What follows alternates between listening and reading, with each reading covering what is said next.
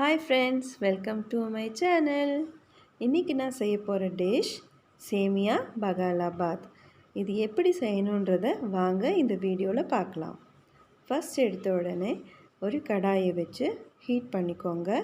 அதில் சேமியாவை போட்டு வறுக்கணும்.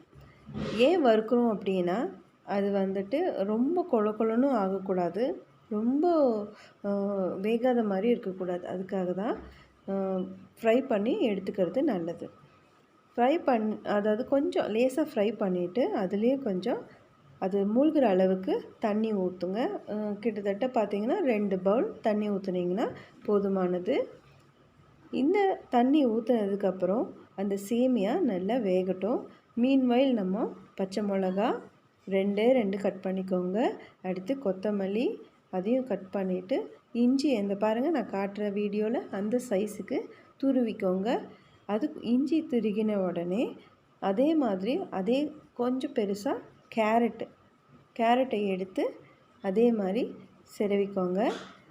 இதெல்லாம் எதுக்குன்னு பார்த்தீங்கன்னா நீங்கள் ரொம்ப அதை ஃப்ரை பண்ண போகிறது கிடையாது.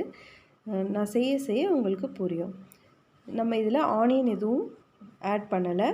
ஜஸ்ட் சேமியாவை இப்போது வெந்துருச்சு பாருங்கள். இப்போ அதை அப்படியே வடிகட்டி எடுத்துருங்க. தண்ணி நம்ம யூஸ் பண்ண போகிறது கிடையாது. ஜஸ்ட் இந்த சேமியாவை கொஞ்சம் நேரம் ஆற விடுங்க ரூம் டெம்பரேச்சரில். இப்போ கடாயை எடுத்துட்டு 2 ஸ்பூன் கடலெண்ணெய் ஊற்றிக்கோங்க. அடுத்து அதில் கடுகு போடுங்க. கடுகு கொஞ்சம் பொரியட்டும். அது பொரிஞ்ச உடனே உளுத்தம்பருப்பை ஆட் பண்ணிக்கோங்க. நான் எவ்வளோ ஸ்பூனுன்றதை இங்கே டிஸ்கிரிப்ஷனில் கொடுத்துருக்கேன், நீங்கள் அதை பார்த்து தெரிஞ்சுக்கோங்க. அந்த உளுத்தம்பருப்பு அந்த மொறுன்னு ஆகிறதுக்கு நம்ம அந்த ப்ரௌன் கலர் வர வரைக்கும் கொஞ்சம் ஃப்ரை பண்ணணும். அப்போ தான் அது நல்லா நம்ம சாப்பிடும்போது நம்ம பல்லில் கடிக்கும்போது அந்த டேஸ்ட் நல்லாயிருக்கும். இப்போது காஞ்ச மிளகாவும் கூடவே கொஞ்சம் கருவேப்பிலையும் போட்டு நல்லா ஃப்ரை பண்ணிக்கோங்க. இது ஃப்ரை ஆனதும் நம்ம இப்போ அறுத்து வச்சுருக்கோம் இல்லையா, இந்த பச்சை மிளகா, கேரட், இஞ்சி துருவல் இது எல்லாத்தையுமே சேர்த்து போட்டுருங்க. போட்டு ஒரே ஒரு கலக்கு, ஒரு 2 கலக்கு இல்லை ஒரு கலக்கு போதும். உடனே நம்ம என்ன பண்ணணுன்னா பாருங்கள் கொஞ்சம் கலர் மாறிடுச்சு, அது வரைக்கும் போதும். ஆஃப் பண்ணிடுங்க ஸ்டவ்வை. அவ்வளோதான்.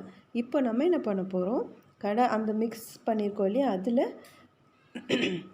சேமியாவை நம்ம அந்த வேக வச்சு ஆற வச்ச சேமியா ஆறி இருக்கணும். சேமியா இல்லைன்னா நல்லா இருக்காது. ஸோ சேமியா ஆறினதும் அதை போட்டு கலருங்க. அதுக்கப்புறம் நம்ம தயிரை மெயினாக நல்லா கலக்கி வச்சுக்கோங்க. கட்டியாக இருந்தால் திட்டாக இருக்கும். ஸோ அதை நல்லா கலக்கி வச்சுக்கோங்க. அதுக்கு முன்னாடி சேமியாவையும் நல்லா கலக்கி வச்சுக்கோங்க. பாருங்கள் இப்போ நல்லா கலக்கி வச்சாச்சு, எல்லாமே ஈவனாக கலந்துருக்கு. ஸோ இந்த டைமுக்கு கொஞ்சம் சால்ட் ஆட் பண்ணிக்கோங்க. சால்ட்டு கொஞ்சம் கூடுதலாக ஆட் பண்ணிக்கோங்க. பிகாஸ் தயிரும் நம்ம பாலும் சேர்த்த போகிறோம். ஸோ அதுக்கு ஏற்ற மாதிரி நம்மளுக்கு உப்பு இருக்கணும். ஸோ இப்போ பால் ஊற்றி அது கூடவே நல்லா மிக்ஸ் பண்ணிக்கோங்க. அடுத்தது இது மிக்ஸ் ஆன உடனே தயிரையும் சேர்த்து ஆட் பண்ணிக்கோங்க. இது ஈச் பார்த்திங்கன்னா 1 கப் ஊற்றுனீங்கன்னா கரெக்டாக இருக்கும். இது பெரிய பவுல், உங்களோட கப்பில் சின்ன பவுலில் நீங்கள் ஊற்றினா போதும். இப்போ எல்லாமே சேர்ந்து நீங்கள் கலக்கிக்கோங்க. நம்ம சேர்த்த போகிறது கொத்தமல்லி. எதுக்காகனா அது ஒரு நல்ல ஒரு அரோமா ஃபீல் கொடுக்கும், சாப்பிடும்போது நல்ல டேஸ்ட்டு கொடுக்கும், ஃபினிஷிங் ஸ்டேட்டு. அதனால நீங்கள் கொத்தமல்லி ஆட் பண்ணிங்கன்னா சூப்பராக இருக்கும். ஸோ நம்மளுடைய சேமியா பகாலாபாத் ரெடி ஆயிடுச்சு. நீங்களும் வீட்டில் ட்ரை பண்ணி பாருங்கள். தேங்க்ஸ் ஃபார் வாட்சிங்.